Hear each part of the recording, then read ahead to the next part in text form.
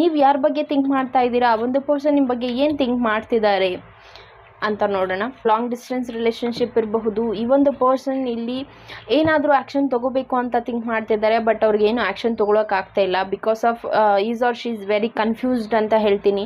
ಅವರಿಗೆ ಒಂದು protective feel ಬೇಕಾಗಿದೆ, ಪ್ರೊಟೆಕ್ಟ್ ಆಗಿ ಫೀಲ್ ಮಾಡಬೇಕಾಗಿದೆ. ಅವ್ರಿಗೆ ಈ ಒಂದು ರಿಲೇಷನ್ಶಿಪ್ ಏನಿದೆ ತುಂಬ ಭಯನ ತರ್ತಿದೆ.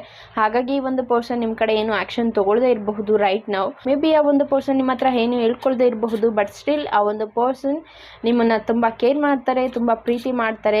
ಆದರೆ ಆ ಒಂದು ಪರ್ಸನ್ ನಿಮ್ಮ ಹತ್ರ ಏನು ಹೇಳ್ಕೊಳ್ಳಲ್ಲ ಬಿಕಾಸ್ ಅವರು ಶೈ ಪರ್ಸನ್ ಇದ್ದಾರೆ, ಹಾಗಾಗಿ ಏನು ಹೇಳ್ಕೊಳ್ಳೋದಿಲ್ಲ. ಅವರ ಪಾಸ್ಟ್ ಏನಿದೆ ಅದನ್ನು ಲೆಟ್ ಗೋ ಮಾಡಿ ನಿಮ್ಮ ಜೊತೆ ಒಂದು ಲೈಫ್ನ ಲೀಡ್ ಮಾಡಬೇಕು ಅನ್ನೋದನ್ನು ಈ ಪರ್ಸನ್ ಇಲ್ಲಿ ಥಿಂಕ್ ಮಾಡ್ತಿದ್ದಾರೆ. ಸೊ ನಿಮ್ಮ ಜೊತೆ ಒಂದು ಹ್ಯಾಪಿ ಫ್ಯಾಮಿಲಿಯನ್ನು ಕ್ರಿಯೇಟ್ ಮಾಡಬೇಕು ಅಂತ ನಿಮ್ಮ ಪರ್ಸನ್ ಇಲ್ಲಿ ಥಿಂಕ್ ಮಾಡ್ತಿದ್ದಾರೆ. ಆಲ್ಸೋ ಈ ಒಂದು ಪರ್ಸನ್ ಏನಿದ್ದಾರೆ ನಿಮಗೆ ಒಂದು ಒಳ್ಳೆ ಗುಡ್ ವೆಲ್ ವಿಷರ್ ಅಂತಲೇ ಹೇಳ್ತೀನಿ.